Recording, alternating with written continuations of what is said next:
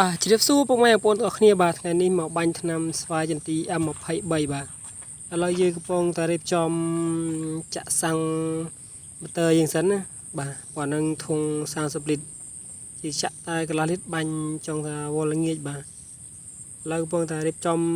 ចាក់សាំងសិនបងប្អូនឥឡូវយើងក៏មូលគម្របវាចាប់ដើមចាក់ថ្នាំបាទ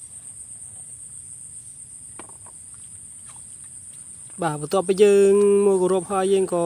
លាងធុងឲ្យស្អាតដើម្បីដងទឹកចាក់ចូលក្នុងធុងឲ្យពេញដើម្បីយើងយកទៅបាញ់អញ្ចឹងណាក៏ពិតឆ្នាំនេះក៏បានបាញ់ថ្នាំមែនទេបងប្អូនអើយឆ្នាំមុនបាញ់លឿនមែនទេបាទឥឡូវយើងចាក់ទឹកសិនបាទពីចាក់ទឹកបានពាក់កណ្ដាលហើយយើងដាក់ថ្នាំចូលតមកចាក់ទឹកបំពេញដើម្បីឲ្យវារលាយក្នុងទឹកខ្សប់អញ្ចឹងណានេះគឺថ្នាំការពារសត្វល្អិតដើម្បីបាញ់ការពារពូជចន្ទីបាទដោយសារតែឃើញថ្នាំនៅសល់តាំងពីឆ្នាំទៅអញ្ចឹងក៏យើងឆ្លៀតពេលទំនេរសារទឹកបាញ់ប្រហើយបាទនេះគឺថ្នាំម្សៅបាទតែមុនទិញដូចជាធូរថ្លៃដែរប្រើឡើងបាន2ឆ្នាំបាទទិញពីកញ្ចប់ប្រើបាន2ឆ្នាំពីចាក់ចូលអស់ហើយបាទ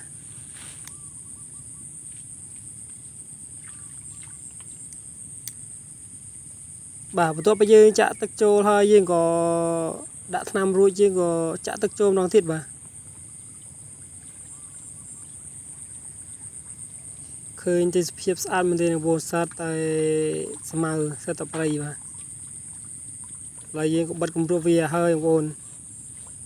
កុំភ្លេចជួយចុច like follow ម្នាក់មួយផងបាទពេកថ្មី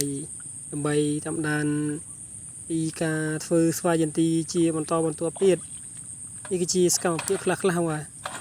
នេះគឺវិជាម៉ាស៊ីនម៉ាំងសិតគឺវិជាឆេះទេបងប្អូន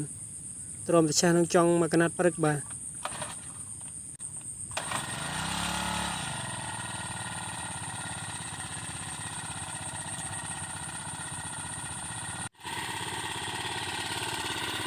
បាទបន្ទាប់ពីយើងឆេះហើយយើងក៏ចាប់ដើមមកយកម៉ាស៊ីនតបាញ់ស្វាយចន្ទីឥឡូវមកមើលទស្សនាការបាញ់ស្វាយចន្ទីទាំងអស់គ្នាបាទ